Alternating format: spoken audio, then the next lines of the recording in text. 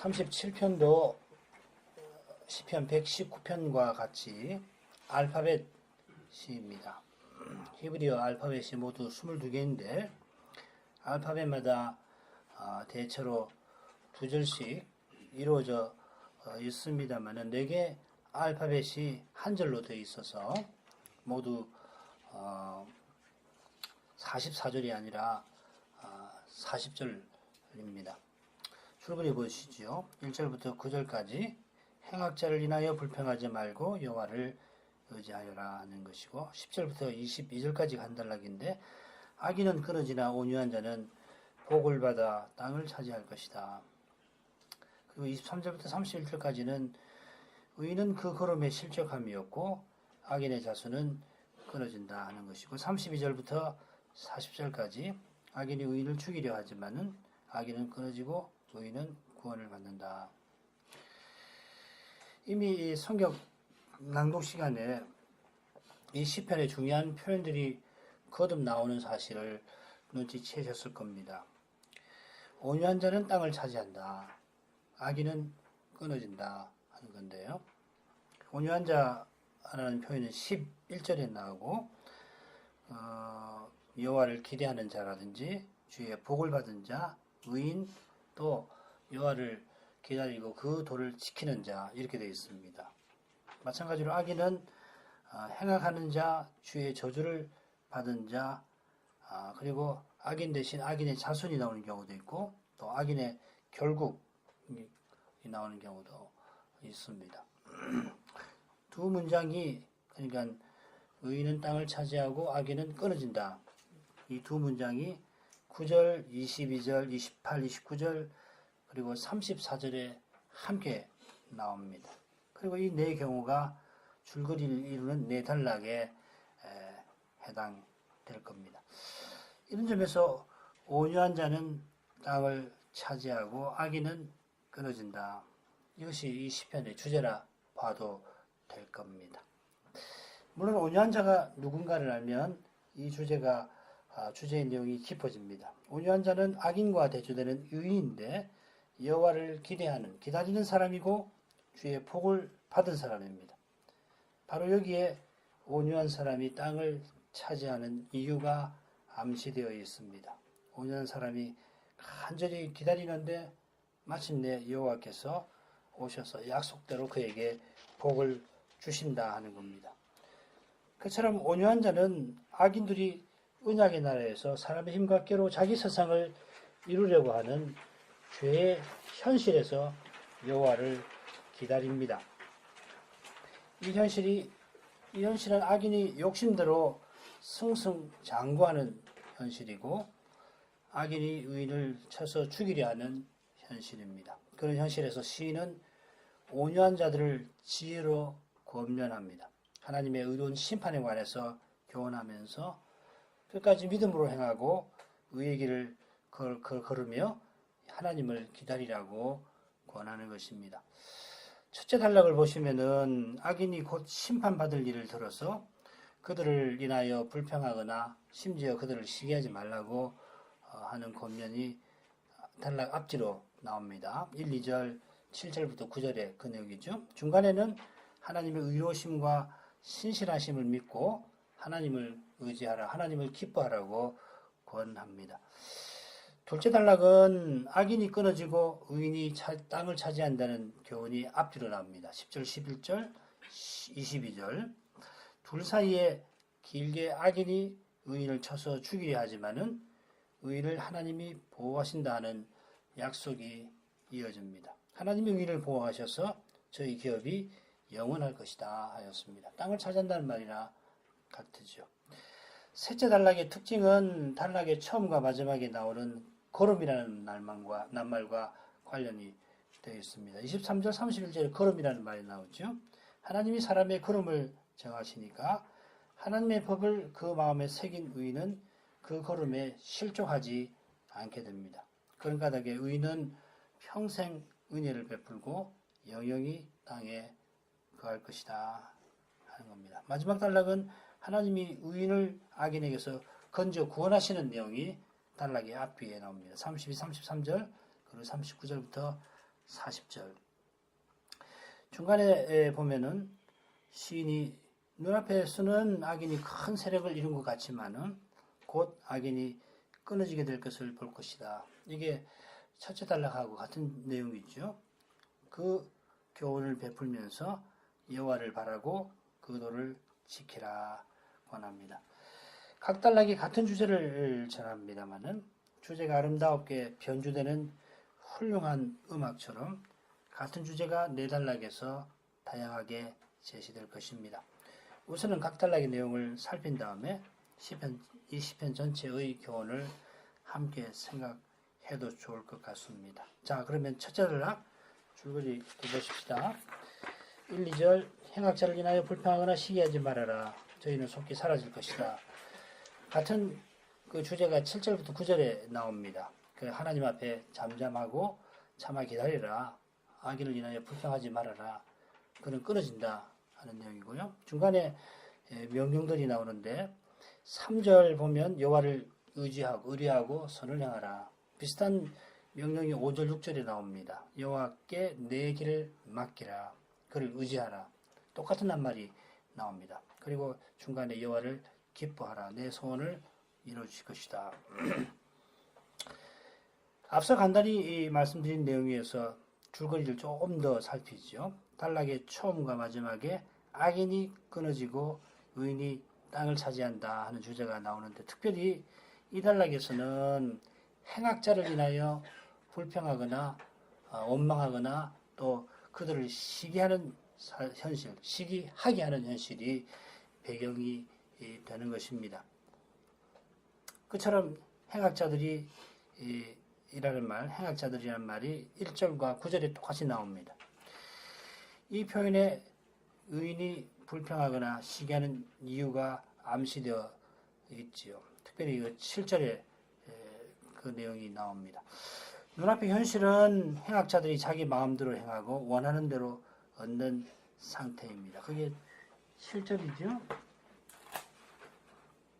7절에 보면 자기 길이 형통하며 자기 악한 꾀를 이루는 자들 그런 상태입니다만 시인은 여호와를 의지하라고 거듭 권합니다. 이 의지하라는 말 히브리 말로는 바타라는 말인데 3절 처음 5절 중간에 나옵니다. 말씀과 어긋나 보이는 현실에서 하나님을 의지하면서 선을 행하고 자기 길을 여호와께 맡기는 것이 잘하는 일입니다. 물론 3절에는 두 명령이 더 이어집니다. 땅에 거하라 그의 성실로 식물을 삼으라. 반면에 5절, 6절에는 두 개의 명령이 나온 다음에 여호와께 내 길을 맡기고 그를 의지하라. 그런 다음에 여호와께서 행하실 일들이 두 가지 언급이 되어 있습니다. 단락 한가운데 시인이 권하는 핵심 내용이 나옵니다. 여호와를 기뻐하라. 이 명령은 행악자들을 인하여 불평하고 시기하게 되는 현실에 비추어 볼 때 시인의 의중을 선명하게 드러냅니다. 현실은 슬프다 못해 원망스럽습니다만은 그런 현실에서도 여호와를 기뻐하라 권합니다. 그걸 어떻게 그럴 수가 있을까요?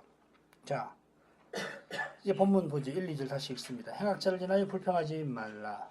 불평하여 하지 말며 불의를 행하는 자를 투기하지 말지어다. 저희는 풀과 같이 속히 배임을 볼 것이며 푸른 채소같이 쇠잔할 것임이로다. 행악자들이 우리가 이미 배운 몇몇 시편에서 인상 깊게 나옵니다. 시편 22편에서는 행악하는 자들이 추구하는 시인을 사자 들소들에게 막 치이고 뜯기고 해가지고 죽어가는 시인을 둘러싸고 마지막으로 뜯어먹으려고 하는 개들로 나옵니다. 시편 26편에서는 행악자들의 집회라는 표현이 나오는데 시인은 이스라엘을 그 모든 환난에서 구속해달라고 간구하며 자기는 정결한 손으로 주의 단을 두루 다니면서 행악자들과 같이 앉지 아니합니다. 자, 이런 말씀들을 보면 행악자들은 그저 나쁜 일을 행하는 사람이 아닙니다. 언약의 중보자를 죽이려 하고 이스라엘을 멸하려 하는 그런 죄를 행하는 사람입니다. 자, 자, 이런 사실에 비추어서 의인들의 불평 혹은 투기를 시기를 이해할 만합니다. 행악자들이 그 악한 욕심대로 마음대로 행하며 언약의 사회를 허물어 버리는 일이 이 평생 하나님 말씀을 놓자 그 언약을 받드는 의인에게는 참을 수 없는 부조리입니다. 있어서는 안 되는 심각한 악입니다. 여기 이 불평이라고 하는 말, 하라라는 말인데 7절, 8절에도 나옵니다만 이 표현은 불길처럼 속에서 분노나 그 다음 혹은 괴로움이 일어나는 모습을 보통 표현합니다. 이들이 심판받아 멸망당해야 하는데도 오히려 거칠 것 없이 형통합니다.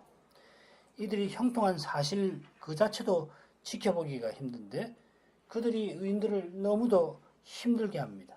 방해하고 의인들을 죽이려고 합니다. 하나님 말씀을 쫓아 행한 것이 물거품처럼 됩니다. 언약의 나라를 행악자들이 쥐락 펴락합니다. 도무지 두고 볼 수가 없습니다.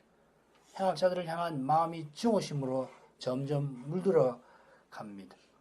말씀과 어긋나 보이는 현실에 가만히 있을 수가 없습니다. 이런 점에 비추어 이 투기하는 마음을 헤아릴 만합니다. 불의한 자를 투기하는 마음은 질투하시는 하나님처럼 불의한 현실을 바로 잡으려고 하는 태도를 암시합니다. 이런 태도는 하나님의 언약을 이루려고 하는 마음이 사람의 힘과 꾀를 이용하려는 유혹에 넘어가는 것을 가리킵니다. 자기가 심판자처럼 보복하려는 마음입니다. 백성의 죄를 나의 죄로 알고 회개하던 다니엘 같은 심정이 아니면은 이런 유혹을 누구라도 벗어나기가 어렵습니다. 하나님 사랑 안에서 자기 죄를 늘 깨닫지 아니하면은 누구라도 악인의 형통함을 시기하는 데서 벗어나지 못할 것입니다. 그처럼 말씀의 거룩한 빛을 보는 사람은 이런 불평과 시기심에서 벗어납니다. 시편 73편의 시인이 그랬습니다. 그가 행악자들이 심히 형통함을 보고 그만 실족할 뻔하였습니다마는 하나님의 성소에 들어갈 때에 그들의 결국을 깨닫고서 저희가 어찌 그리 졸지에 황폐되었는가 놀람으로 전멸하였나이다 하고 고백합니다. 성소에 들어가서 하나님의 영광을 보았던 까닭에 악인의 심히 형통함이 그들의 졸지의 황폐함과 다름없음을 확신했던 겁니다. 이 확신이 어디서 나온 겁니까? 시편 73편을 보면 시인이 하나님의 성소에 이끌려갑니다. 시인이 주께서 내 오른손을 붙이셨나이다 하고 고백했던 것처럼 주님이 교훈으로 시인을 인도하신 것입니다. 마찬가지로 하나님이 지금 시인을 통하여 의인들을 교훈하십니다. 우리에게 교훈하십니다. 악인들은 풀이나 푸른 채소같이 속히 망할 것입니다. 근동의 풀이 아침에 풀이 피어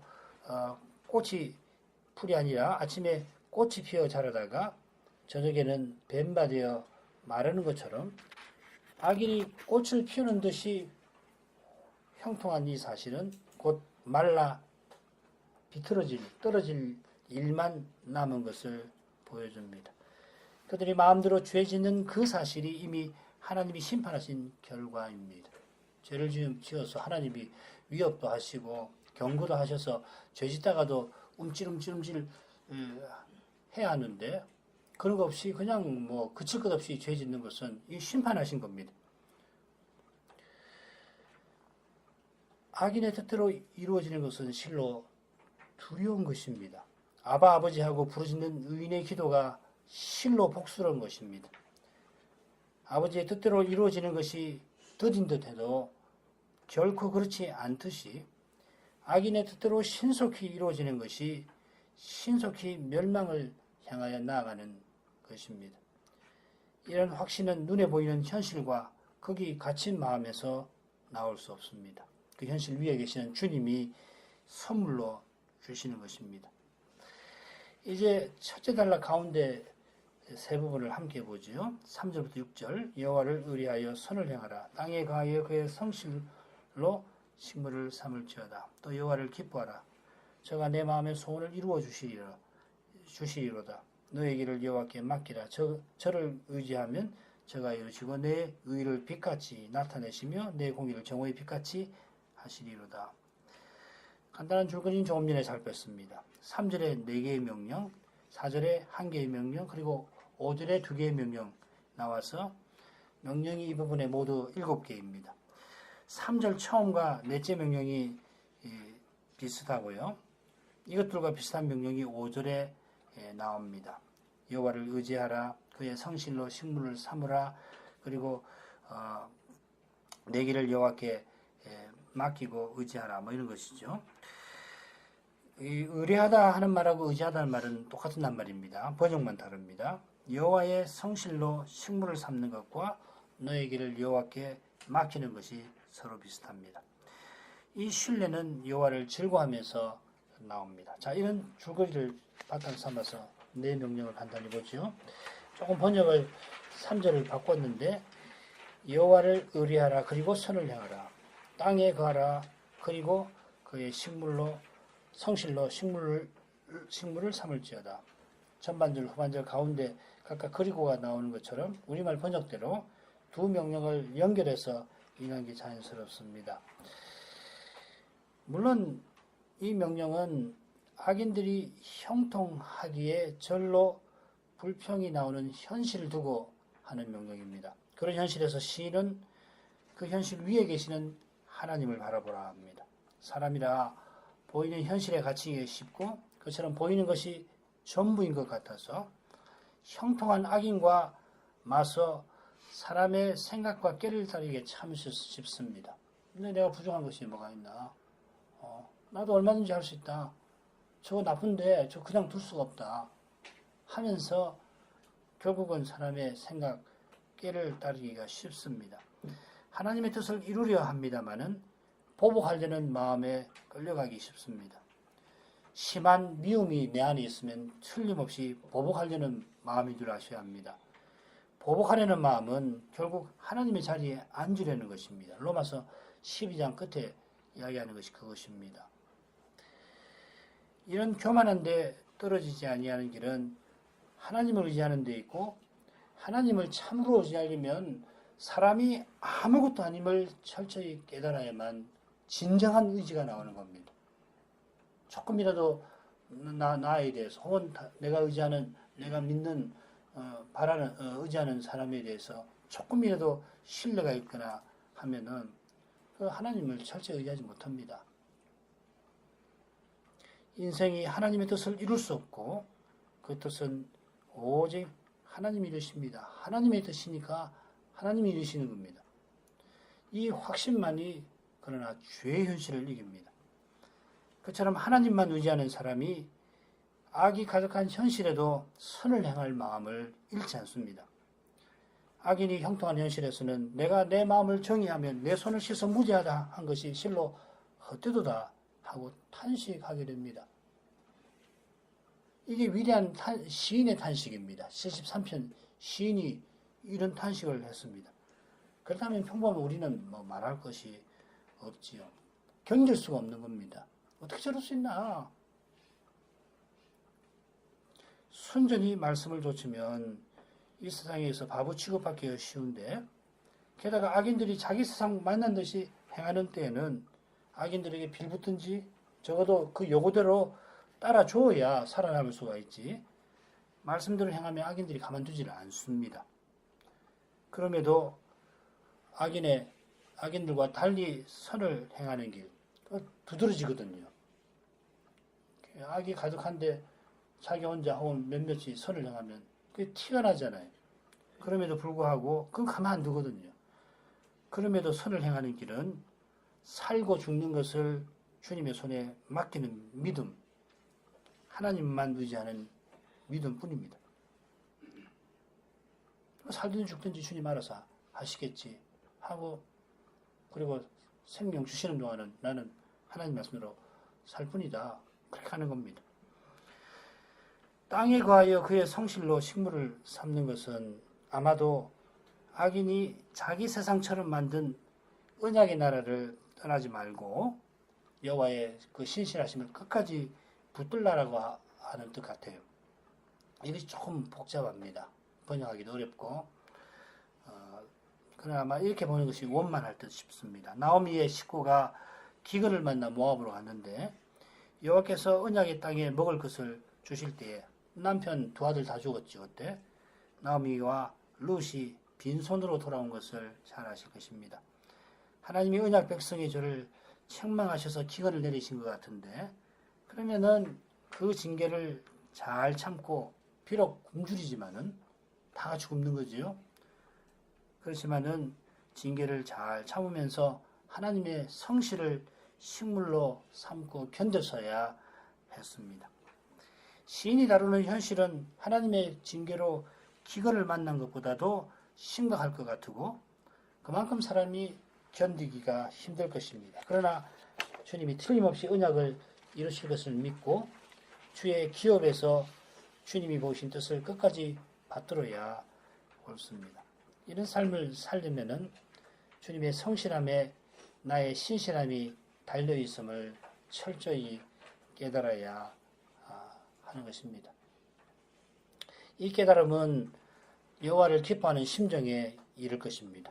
여기 기뻐한다는 그 낱말이 11절에도 나옵니다. 거기 보면 풍부한 넘치는 화평을 즐거워한다 이렇게 되어 있습니다.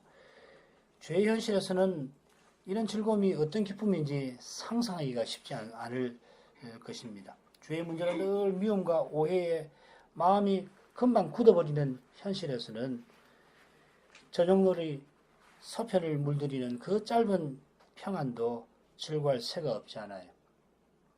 그 잠깐인데 저녁 놀이 쉴 때 마음이 참 평안해지잖아요. 하루가 정리가 되면서. 그런데 죄의 현실에서는 그거 볼 여유가 없습니다. 봐도 그 광경이 보이지 않잖아요. 그런데 평안이 넘치는 상태는 얼마나 기쁠지요. 더욱이 행악자들을 시기하는 마음에 괴로웠던 때가 지나가고 그 후에 이런 상태에 이르게 된다면 얼마나 즐거울까요? 이 낱말이 성경이 그렇게 자주 나오지 않는데 특별히 이사야서에 많이 나와요. 몇 번 안 나오는데 그마저도 이사야서에 자주 나오는데 이사야 마지막 장에 이 표현이 나옵니다.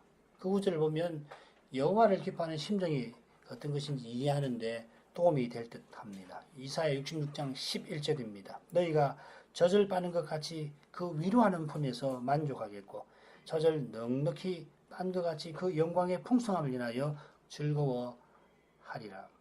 어린아이가 어머니 품에 안겨서 어머니 젖을 먹고 만족하며 천사처럼 웃으면서 자는 모습 한번 떠올려 보십시다. 위로하는 품이 죄의 현실에서 괴로워하는 우리에게 얼마나 절실합니까? 그러나 우리가 죄의 현실에서 아바 아버지하고 부르짖을 그때에 우리가 이미 그 위로하는 품에 안겨 있는 겁니다. 그 품에 안겨 있지만은 믿음으로만 그 사실을 맛보는 까닭에 맛보기까지는 별 수 없이 우리가 부르짖지 않을 수가 없습니다. 맛보더라도 금방 죄의 현실을 만나면은 우리 마음은 다시금 요동할 것입니다. 여호와를 기뻐하면 저가 내 마음의 소원을 이루어 주시리로다 하며 시인은 격려합니다.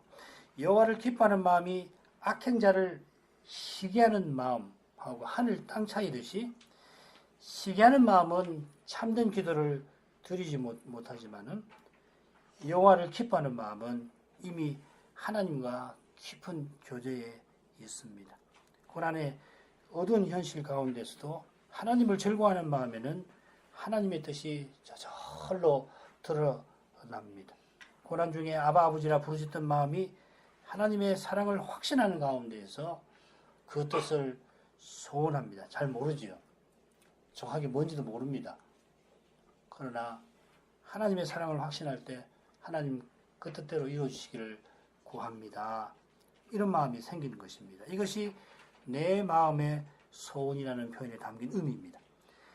하나님의 뜻이 여호와를 기뻐하는 거기서 이미 이루어졌을 뿐만 아니라 우리가 여호와를 기뻐하는 이 상태에 하나님의 뜻이 이미 이루어졌을 뿐만 아니라 하나님께서 그 뜻을 틀림없이 이루어 주실 것이다 하는 겁니다. 하나님의 뜻을 참으로 소원하는 이 기도가 어떻게 응답되지 않을 수가 있겠습니까? 하나님을 기뻐하는 사람은 너의 길을 여호와께 맡기라는 명령을 즐거워할 것입니다. 요한 사도도 하나님을 사랑하는 것이 그것은 하나님의 계명을 지키는 것이고 하나님의 계명은 무거운 것이 아니라 교훈합니다. 여러분, 첫째 계명이 무엇입니까? 마음을 다하여서 하나님을 사랑하는 그것입니다. 하나님을 사랑하는 사람에게는 그분의 계명이 즐거운 것입니다. 그리고 이것이 바로 하나님을 기뻐하는 것입니다. 하나님을 기뻐하는 사람은 자기의 삶을 그 자비하신 손에 기꺼이 의탁합니다. 우리가 그 자비하신 손에 의탁하면 그 전능하신 손이 이루십니다. 우리의 손은 그분의 손을 붙잡을 뿐입니다. 그분의 손에 붙잡힐 뿐입니다. 우리가 현실을 전혀 알지 못합니다마는 우리 현실을 다 아시고 우리 마음을 다 살펴주시는 주님의 손을 붙잡으면 그만입니다. 아니, 그분의 손을 놓지 않으면 됩니다. 현실이 당장 어렵다고 스스로 무엇을 하려 할 것이 아니라 겸손히 그분의 손을 바라볼 것입니다. 그분의 말씀을 겸손히 들을 것입니다. 깨닫게 하신 것이 있으면 그것을 받을 것입니다. 이루시는 분은 하나님이십니다. 우리는 하나님이 이루시는 거기에 쓰일 뿐입니다. 주님이 친히 이루시고는 우리의 빛을 빛같이 나타내시며 우리의 공의를 정오의 빛같이 하실 것입니다. 행악자들이 자기 세상 만난 듯이 할 때에 주님을 의지하여 주님의 말씀을 좇는 것이 실로 힘듭니다마는 주님께서 힘들어하는 의인들을 붙들어 주셔서 그 말씀대로 이루어 그 말씀 붙은 그들을 영화롭게 하신다는 뜻입니다. 과연 주님이 이루신 거기에 우리의 의의가 달려 있습니다. 우리의 의는 우리의 공로 아니라 주님의 공로입니다. 우리의 의는 주님이 주시는 선물입니다. 우리의 의를 빛같이 나타내실 때에 나타내신 하나님의 영광을 우리는 찬송합니다. 이제 마지막 부분, 첫째 단락. 여호와 앞에 잠잠하고 참아 기다리라. 자기 일이 형통하며 악한 꾀를 이루는 자를 인하여 불평하여 말지어다. 분을 거치고 노를 버리라. 불평하여 말라. 행하게 치우칠 뿐이라. 대저 행악하는 자는 끊어질 것이나 여호와를 기대하는 자는 땅을 차지하리로다. 이 부분이 첫째 부분 1, 2절과 짝을 이룬다는 사실은 분명합니다. 행악자, 불평하지 말라 하는 중요한 표현이 똑같이 나오고 행하는 자는 끊어질 것이다 하는 표현이 2절의 내용을 사실상 요약합니다. 아울러 셋째 부분은 첫째 부분의 주제를 이어받으면서도 발전을 시킵니다. 가령 행악자는 자기 길이 형통하며 악한 꾀를 이루는 사람들입니다. 바로 이 사실 때문에 의인들이 행악자를 인하여 불평하고 그들을 질투하게 됩니다. 마찬가지로 그들을 인하여 불평하거나 시기하지 말라고 권한 것은 분노로 행악에 치우칠 뿐이기 때문입니다. 행악자를 인하여 행악자처럼 되지 않으려면 여호와 앞에 잠잠하고 참아 기다려야 합니다. 여호와를 기다리는 사람, 기대하는 사람은 땅을 차지합니다. 줄거리는 바로 방금 말씀드린 그 내용을 표시한 겁니다.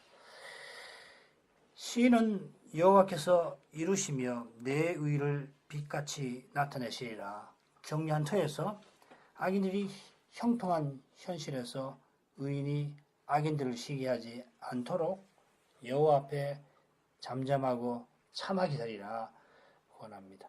여호와 앞에 잠잠하라는 말은 그저 침묵을 지키라는 뜻이 아니고 잠잠히 하나님을 바라라 하는 뜻입니다. 같은 말을 시편 62편에서는 이렇게 번역했습니다.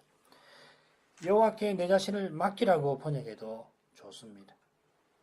여호와께서 친히 그 말씀대로 이루셔서 말씀을 좇는 의인을 영화롭게 하실 터이니 그 하나님께 다 맡겨버리라 하는 겁니다. 그처럼 여호와를 참아 기다려야 합니다. 인내하며 기다려야 합니다. 여호와께 온전히 맡기는 일이 단번에 다 이루어지지 않듯이 여호와께서 이루심을 기다리는 인내가 필요합니다. 인내는 매 순간 주님을 부르는 심정으로 이어져 갑니다. 인내는 전심으로 주님을 부르는 태도입니다. 그저 사람의 의지로 힘든 현실을 참아내는 거 아닙니다. 참아야지. 내가 꼭 참아야지. 그거 아닙니다. 주님의 이름을 불러서 오히려 사람의 힘과 꾀를 의지하려는 그 유혹, 마음에서 일어나는 유혹을 이겨내는 것입니다. 우리가 기다리는 주님이 우리를 기다리게 하심이 곧 우리의 인내입니다. 주님이 우리를 붙들어 주시는 것이고 우리를 기다려 주심입니다. 우리 인내가 대단한 게 아니잖아요. 우리가 인내하는 것은 신기한 일입니다. 실은 하나님이 이 조급한 우리를 기다려 주시는 거거든요. 붙드시고 참아야지.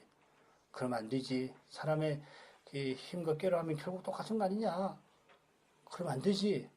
그렇게 해서 말씀으로 계속 찾아오셔서 우리를 기다려 주십니다. 그래서 인내는 믿음의 다른 이름입니다.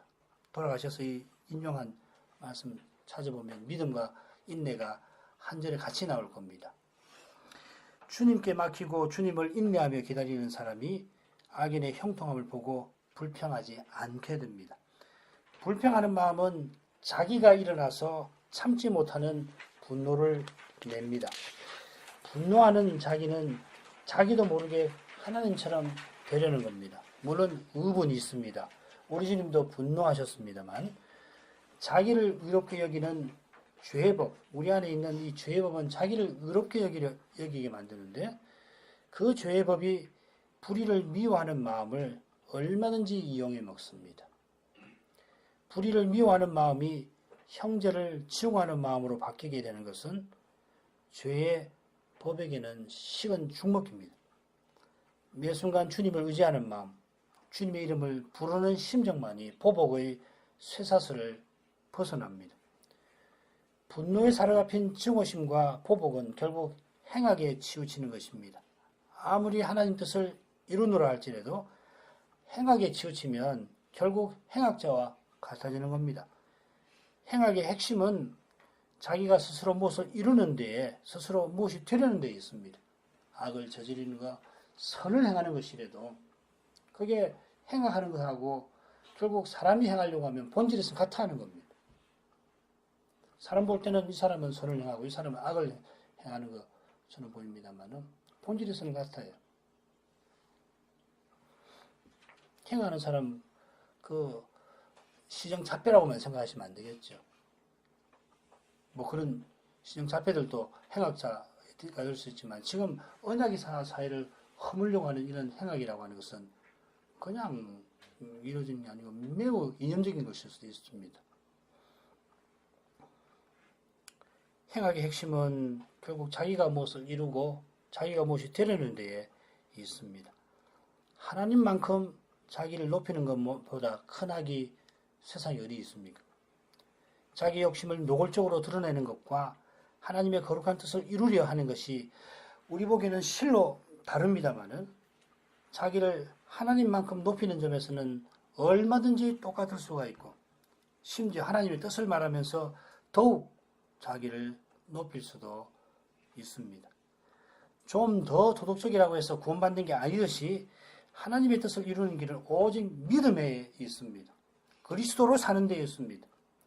그리스도처럼 아버지라고 부르짖는 데에 있습니다. 우리가 이루어지기를 바라는 아버지의 뜻은 분명합니다. 행악자는 끊어져 버리고 여호와를 기대하는 자가 땅을 차지하는 그것입니다. 눈앞에서는 행악하는 자들이 그 길이 형통하고 악한 꾀를 이루는 것 같아도 그들의 악한 꾀에도 불구하고 그들의 꾀를 이용하여서 하나님은 그 뜻을 이루십니다. 악이 악인을 죽일 것이라 하는 말씀대로 하나님의 심판은 철저하게 이루어집니다. 앞서 말씀드린 대로 악인이 형통한 그 사실이 이미 하나님이 심판하신 결과입니다. 지금 우리 앞에 너무도 많아서 헤아릴 수도 없는 이 많고 많은 악이 그러나 다 사라질 날이 옵니다. 너무도 끔찍해서 고개가 저절로 돌아가게 하는 그 악도 그날에는 다 사라져버릴 것입니다. 무엇보다 내 무서운 죄가, 내 많은 그 죄가 그때 다 사라질 것입니다. 행악하는 자들이 끊어지는 그날 모든 학이 사라진 세상이 올 것입니다. 상상을 할 수 없는 나원이 임할 것입니다. 그 세상은 여호와를 기대하는 사람들 위해서 예비된 것입니다. 마태복음 25장 34절 그때 임금이 그 오른편에 있는 자들에게 이르시되 내 아버지께 복받을 자들이여 나와 창세로부터 너희를 위하여 예비된 나라를 상속하라. 하나님을 기다리는 우리를 위하여 하나님이 이미 영원한 나라를 예비해 놓으셨습니다. 심지어 그 나라를 창세로부터 예비해 놓으셨습니다. 하나님이 우리를 위하여 예비해 놓으셨으니까 이미 우리가 그 나라를 소유한 거나 다름없습니다. 우리만 아니라 구약 백성도 그렇습니다. 우리야 뭐 천국의 현재성, 천국이 이미 임했다는 걸 아는 사람이니까 좀 더 이해하기 쉽지만 구약도 그렇습니다. 땅을 차지하리라 하는 약속이 그분들에게는 눈에 보이는 가나안과 딱 붙어 있습니다만은 그 가나안에서 나그네로 살았던 그들의 조상 아브라함은 하늘 본향을 바라보았습니다. 그가 바라던 하늘 본향 곧 예수님이 전하신 천국입니다. 이 천국은 심령이 가난한 자들, 의를 인하여 핍박받는 자들에게 약속되었습니다.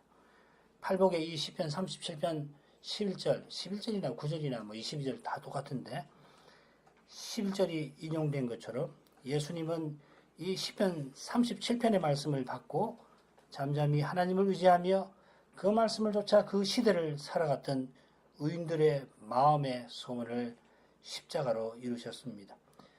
그처럼 다시 오시는 그날 지금 우리의 마음의 소원도 다 이루어져 있을 것입니다.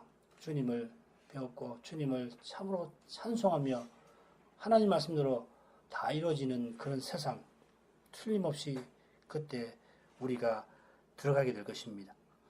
이 확신은 지금 우리가 천국 백성으로 사는 삶에서 견고해집니다. 비록 고난의 현실에 연약한 인생이 아버지하고 부르짖습니다마는 그 부르짖음이 이미 복 있는 것입니다. 마땅히 구할 바를 알지 못하니까 어쩔 줄을 몰라서 그저 엎드려서 하나님 자비 여겨주십시오. 그 비참한 처지가 실은 주님이 복 주신 결과입니다. 그 보기는 비참합니다.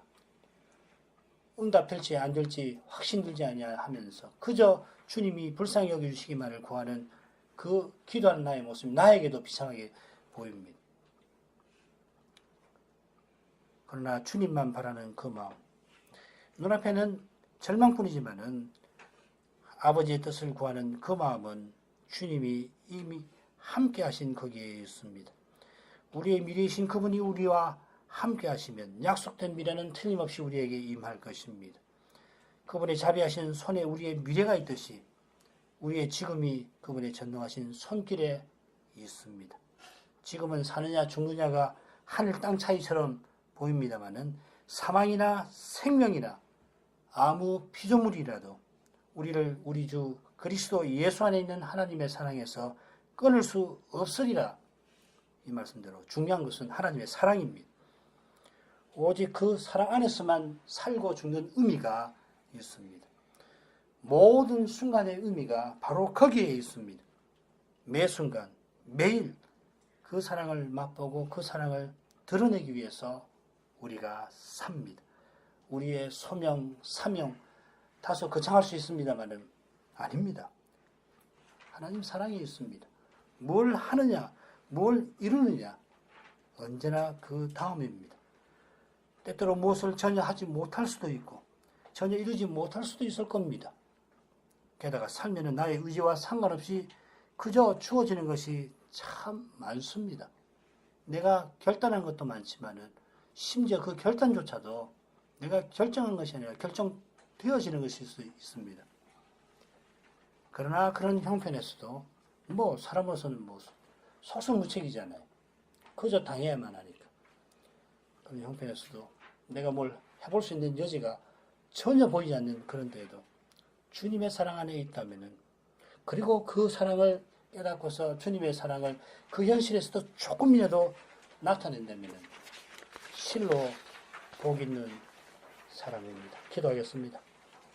거룩하신 아버지, 저 옛날 시인이 악인의 형통함에 불평하고 심지어 그들을 시기하기가 하지 않을 수 없는 현실에 처하였던 의인들, 여호와를 바라는 그들을 교훈한 말씀을 살폈습니다. 그 교훈이 시인에게 나왔다는 것은 이 시인이 오실 메시아를 믿는 믿음으로 그러한 현실을 이미 통과한 까닭임을 알게 됩니다.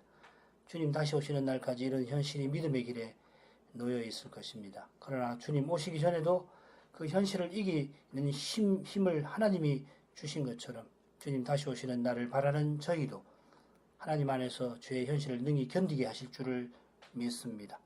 하나님이 두신 그 자리, 맺게 하신 그 관계에서 무엇을 해야 할지 도무지 알 수 없는 그때에도 생명이나 사망이나 그리스도 예수 안에 있는 하나님의 사랑의 소리를 능히 끊을 수 없다는 것을 깨닫게 해 주십시오. 그 사랑을 깨닫고 그 사랑을 조금이라도 절망뿐인 현실에 나타낼 수 있게 해 주십시오. 그러면 저희가 참으로 살겠습니다. 감사하는 마음이 저희 안에 일어나겠습니다. 아버지여 그저 긍휼히 여기시기만을 구합니다. 예수님 이름으로 기도합니다. 아멘.